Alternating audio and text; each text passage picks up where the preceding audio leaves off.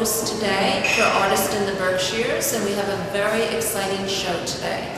We are now down in Lee, Massachusetts, kind of middle of the Berkshires, at the Good Purpose Gallery with my very, very, very, very, very special guest, Dmitri Freund, who has been wonderful enough to have his artwork here, and he is in exhibit here for the next 2 months. November and December of this year, 2013, and we're hoping that after you see the show that you will just burn rubber to come on down here and not only meet Dmitri, but to be really inspired by his artwork. Thank you for being on my show today, Dmitri. Thank you. It's been a real pleasure just to look at some of your artwork and see what some of the inspiration is. And can you tell me a little bit about yourself and how you got here and what this is all about? Okay. Well, first of all, I was born in Pittsfield, and though I was born in Pittsfield, I didn't stay very long. My mom was born in the Soviet Union, so she had Russian background. She had family in Russia. So when I was a few months old, I went to Moscow to visit my grandparents, my grandmother actually. And then when I was 1 year old, my parents moved to El Salvador for a year. My dad was a teacher there. But even though I would be moving to moved to El Salvador, the next year I went to Moscow to visit again. Then when I was 2 years old, I moved to Jamaica for 6 years. My dad was a teacher there. Again, I continued to visit Moscow on a regular basis, and I moved back to the country in the late 70s, and then... Full time? Yes, Full time. but then in the 80s again, I started to go back to Moscow. And the main reason why I would go to Moscow in the 80s was just because I was taking music lessons. When I was 10 years old, I started to take the cello as my instrument. And I would go this summer and take private lessons with a fantastic teacher. So I had quite a bit of background in music. And a lot has happened since then. It's been quite a number of years since I've actually performed music. But I will talk about how the music influences my art a bit later, but to talk a little bit more about my own personal life, I had a lot of difficulty in school. Academics were definitely my weak point. I was not good academically. I was very challenged in that. And so it was really hard for me to find my strength. At first I thought music would be it, but not completely. But when I was 24, I had become a Christian. Even though I was raised Russian Orthodox, that was not my path. I didn't feel at all I did not agree with it. I had a lot of questions. I'm definitely very inquisitive, so I needed to know why do I have to believe that. So when I was 20, even though for like a number of years I did not believe at all, after the age of 15, but... You're more like an atheist. Well, atheist, agnostic, uncertain. Yeah, I was very uncertain about any kind of particular conviction, but I could never get over the fact that there had to be some power greater than myself. Force greater than yourself. Yeah, exactly. You can feel that. Yeah, exactly. So what it was. Yeah. What it was. That I was not sure. Yeah, I was not sure. Interesting. But when I reached about 24, I realized that I need to know. I need to have a foundation And it was a long time since I prayed. I did. Shortly afterwards, I was invited by a gentleman to come to his church. And at that point I was living in Amherst, Massachusetts by then. And I started going. It's part of it was called the Springfield Church of Christ. Now it's the Pioneer Valley Church of Christ. And I was really inspired by, first of all, to see the life that people were living. It was no longer just a matter of religion, but I really saw that what people were teaching in the Bible was coming across in people's lives. And for me, that was definitely put me on the correct path, because I got really astray in my life. At one point in my life, basically when I was in my teens. And so even though I was a Christian, and I knew that was absolutely the right thing, but what I was trying to pursue in life as a career, I was still very much at a loss. I was going to... Me too, and I'm 57. Yeah. I'm on my fourth career now. Yeah. Well, so there I was 24. At that point, I started at the age of 23 going to community college. And, it took me about 5 years. Actually, when I had to become a Christian, a couple of years into being a Christian, I was a missionary. So I spent a year away from the country. I was actually in former Yugoslavia, in Slovenia, in '98. And of course you knew the language. Well, not really, no. It was similar to Russian, but not the same. But a lot of people spoke English. So, That's a difficult language. Yeah. So, but still, I really had to find my way.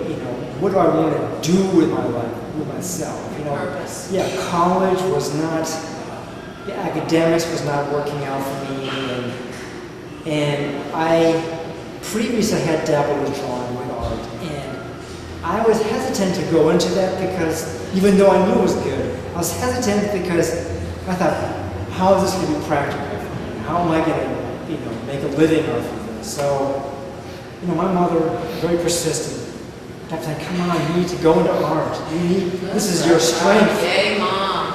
So, finally I got to a point in my life where I was just, in 2001, I was actually in Moscow again after having not been there for 15 years. A different world now. In 2001, since I was there before. The last time I was before 2001 was in '86. So when I was there, I realized, I need to pursue art, and that's what I did. I started off with going to one of the academies, but I was really not satisfied with the approach. It was very, very dry, very straight and narrow path, and I really felt like it was not. I didn't feel like I was able to flourish. Uninspiring. Yeah, very uninspiring. That's too bad. And fortunately, a friend of mine in the church, again, it was the Moscow Church of Christ, which is, by the way, part of the International Church of Christ. She said, hey, I started out with this gentleman, Igor Ivanovich Amelchenko. Once I met him, he was teaching at that point. He was teaching children. It was an after-school program for children from the ages of 5 to the end of high school. We had 2 different blocks. But I saw how he was teaching, how he interacted with children, how he spoke about art very deeply, not just how to draw the human figure or how to shade or how to draw the form, but spoke very philosophically, spiritually about art. And I realized that is what I need. And at first I was going to the studios, but when he saw I had the ability, I started taking private lessons with him. And then it was like a whole world had unveiled before me about. And I really got very excited, and it was more than just a mentor-student relationship, a mentor-apprentice relationship. It was more like a son-father relationship. He invested his his entire his self, everything he knew, because he had studied a long time. He'd been a teacher for decades. He's in his 80s now, and he spent 20 years restoring icons, old Russian icons, and spent 10 of these years actually copying. So he gained a great deal of knowledge, and he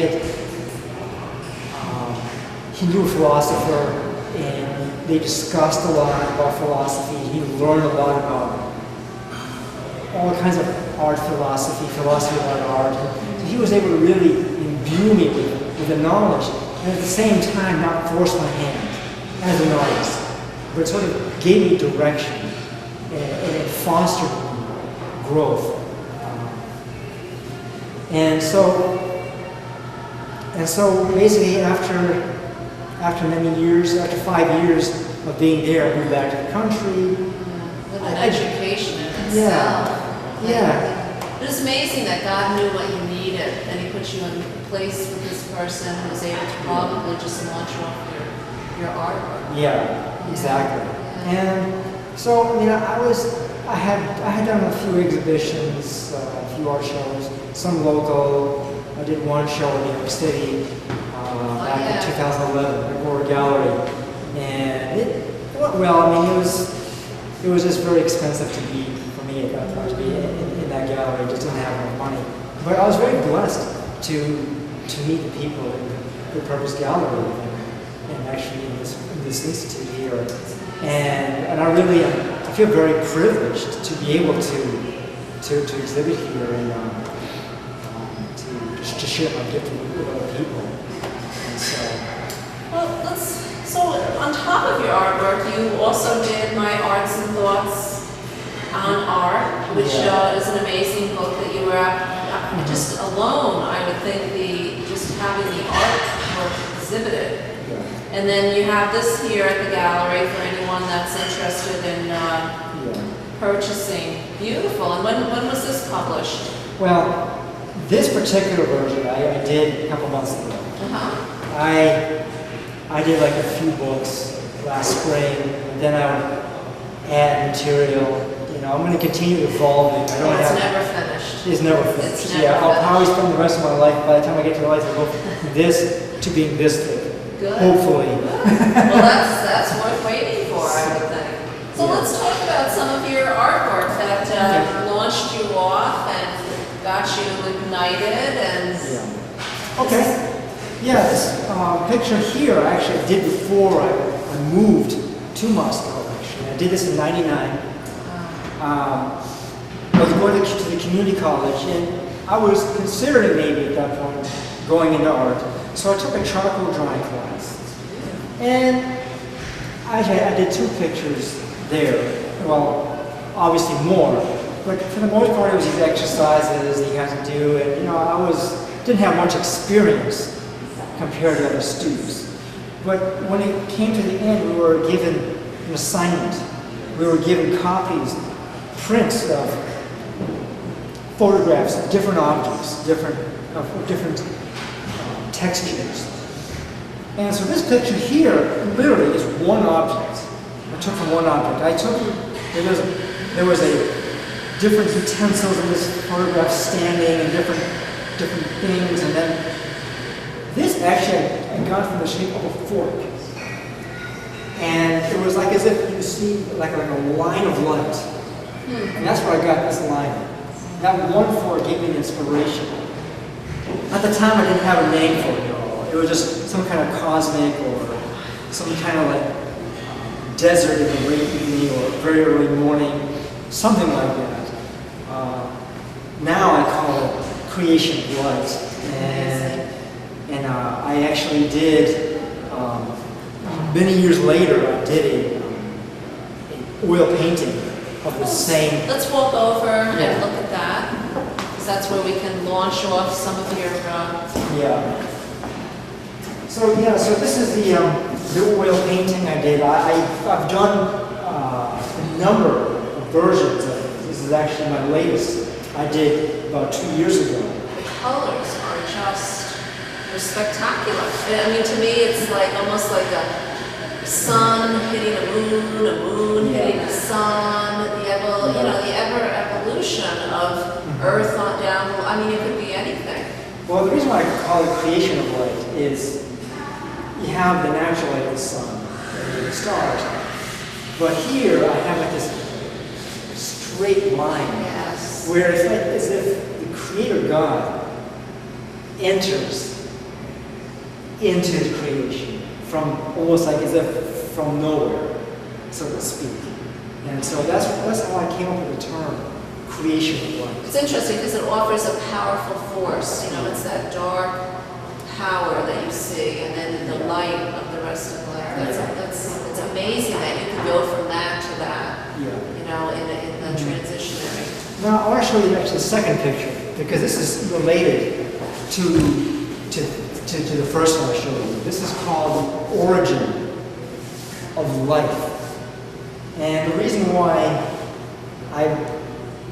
it has such a name and how I came up with the concept of this picture is, well, it's sort of based on very much a Platonic philosophy of Plato, where you have the creating essence up here, the circle and this tilted square, sort of diamond-shaped square, and light is cascading from him. And prints of him, of that ideal life form, is imprinted as if like drops of water cascading into the dead earth. Plato's philosophy is that there is like the perfect world, the world of perfect beauty, the world of the ideal, and then everything else in this world that we live in is the copy of the ideal, Platonic ideal world. And so I created these geometric shapes to show that the world is still very simple, and yet life is about to flourish. It hasn't come about yet, but it's been conceived, so to speak. Interesting. And the picture here, this is called the Menace, or Menace. Venice? Yes. And I got this image in my head, literally. It was like I was living in Moscow at the time. And at the time I happened to be reading Dante's Inferno.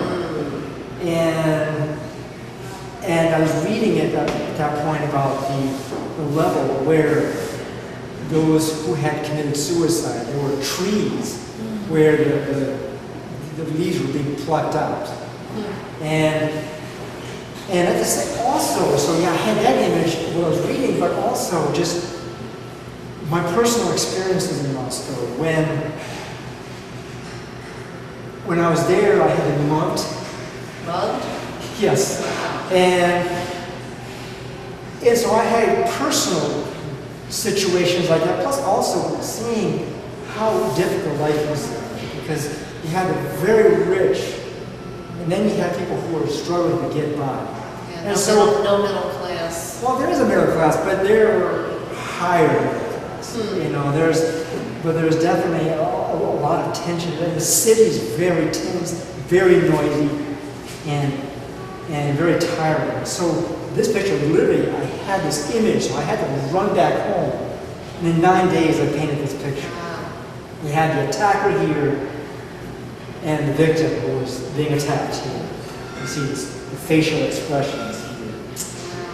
And amazing, in between that, this aura, of darkness, but yet it could be light, and because purple is always the signification of an ultra light that's going on. So that's almost like the mixing and mingling of the two worlds.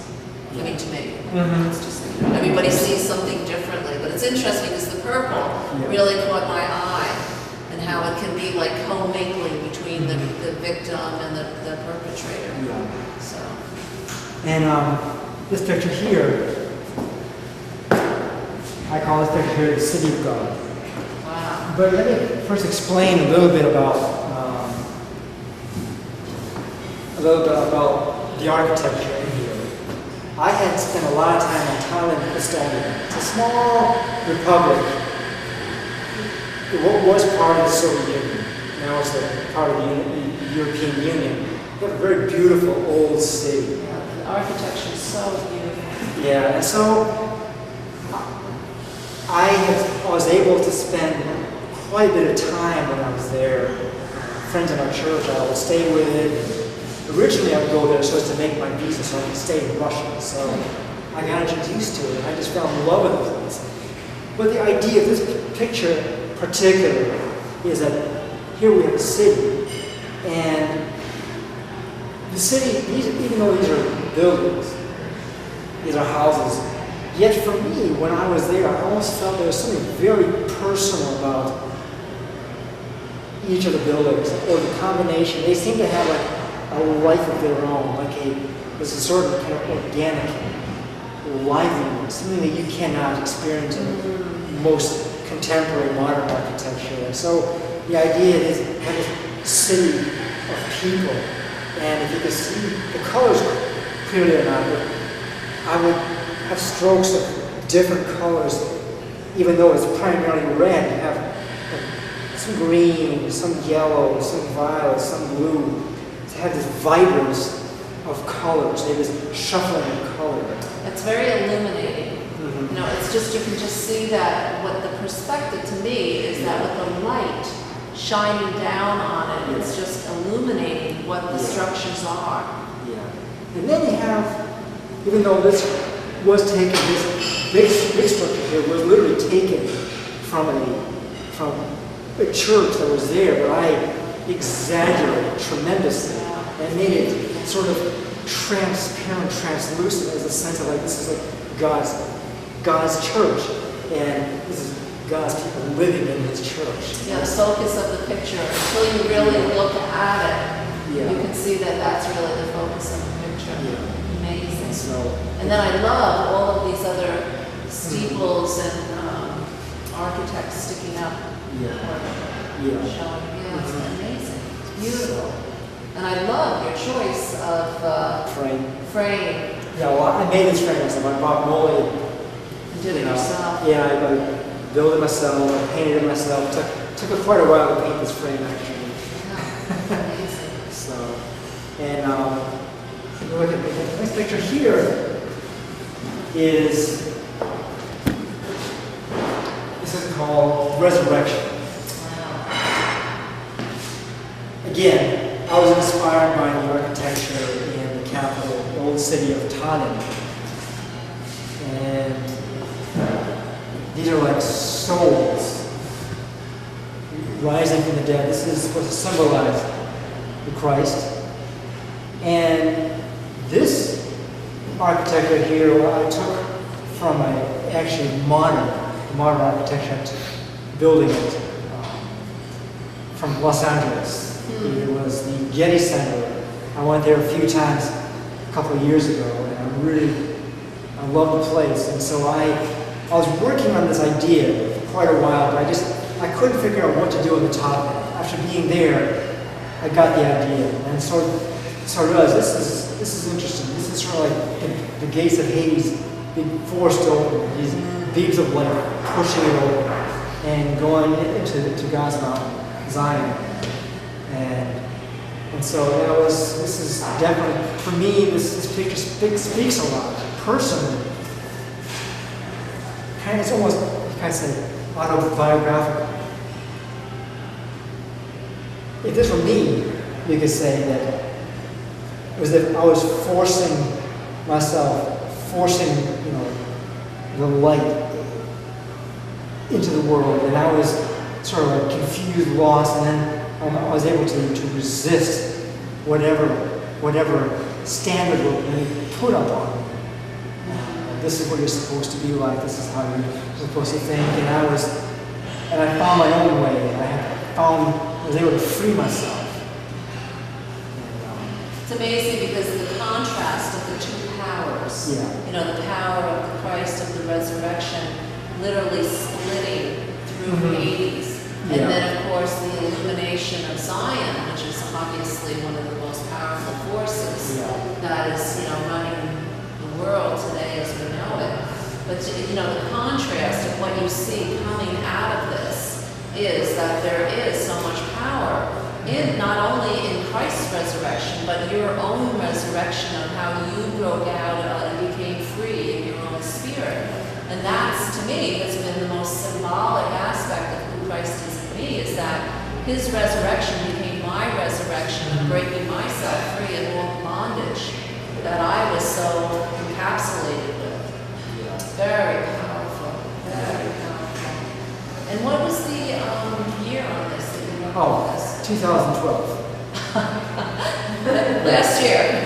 Yeah, exactly. Wow. Yeah. Well, it was the first half, basically a year and a half ago. And it takes time though, because you're thinking Well, about it. yeah, some pictures may take me, like for instance, City of God picture, the one we saw previously, took me, I would say about, I can't remember, 9 months, I think. Mm-hmm. It depends. Some pictures will take me a year, 9 months. This was actually not too long, 4 months. But see, the concept of a picture is manifesting in yourself, obviously, for longer than the time that it takes you to exhibit. Yeah, exactly. For me, the longer I work on a picture, the more mature it gets. Absolutely. There's a process, like an unconscious thought process going on continually. And in fact, I always have a number of pictures that I work on simultaneously. So you have one picture pouring into another, and then back into the first, and then the second, and then so you have the more pictures. Sometimes I'll have up to 8, 10 pictures working at the same time. I work in cycles, and so this is one thing. And this picture here,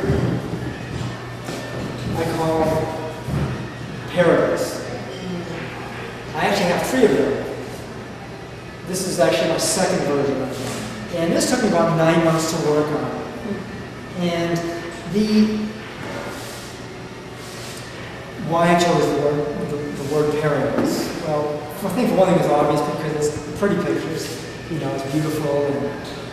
But you might be able to see here, I'm not sure how it'll come across on the TV screen, but if you can see this kind of organic shape, it's like a sense of, like this is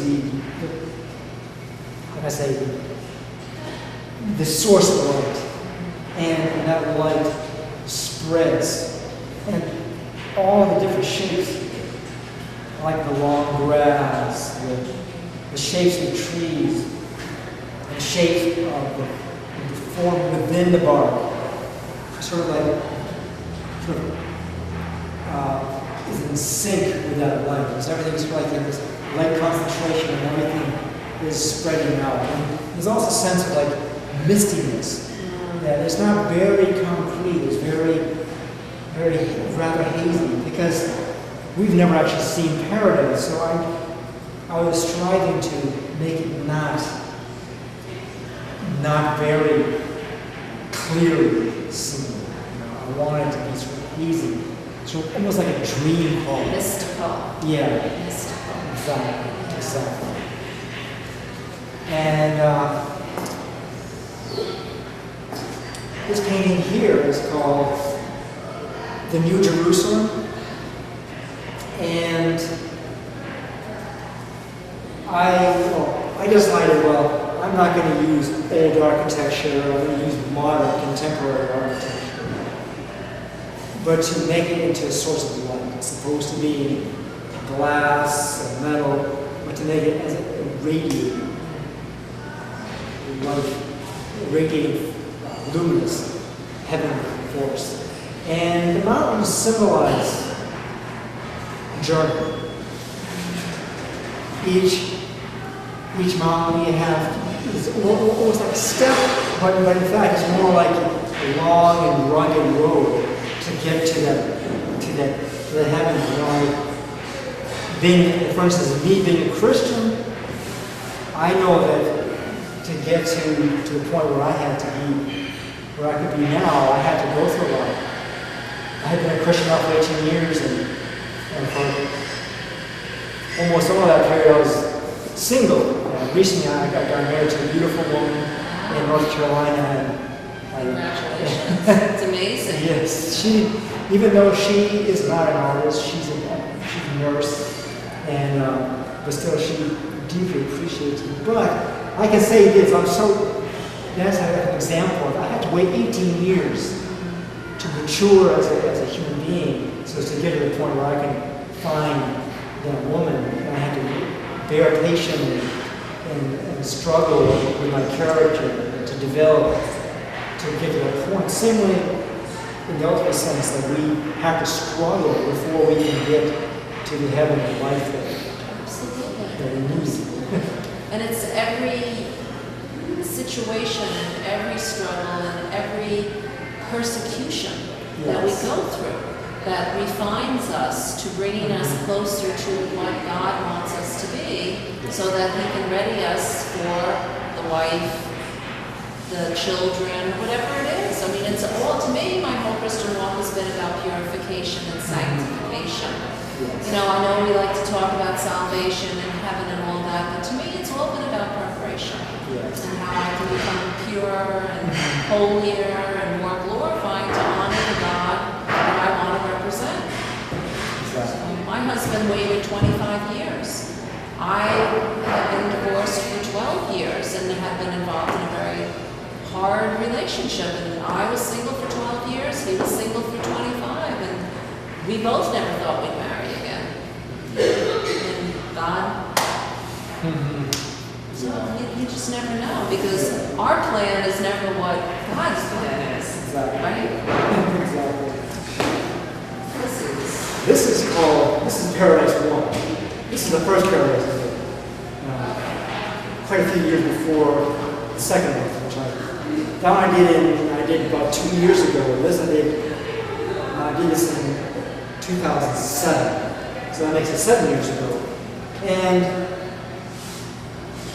well, before I talk about this, is called Vision.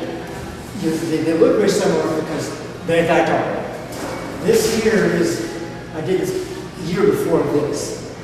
And how I came up with this theme in the first place is because being in Russia, and a lot of birch trees, and I would go with my art teacher, we would go into the woods. We did studies, outdoor nature. This is this famous teacher that Igor Ivanovich. who encouraged you, obviously. Yes. Yeah. And so I would do these studies, and then I came back home, and I started doing this picture. And I wasn't sure what to call it first. I thought maybe paradise, but due to the heaviness of the violet, the heaviness of the colors, I realized that paradise is not probably the most appropriate term. And the leaves are very jagged, almost like these horn shapes. And I realized, wow, it would not be paradise. It would be, so I decided to call it the vision, or just vision. And this angelic figure here, this mystical space behind it. And then later I did this picture. Sort of I took more lively, uplifting, more vibrant colors.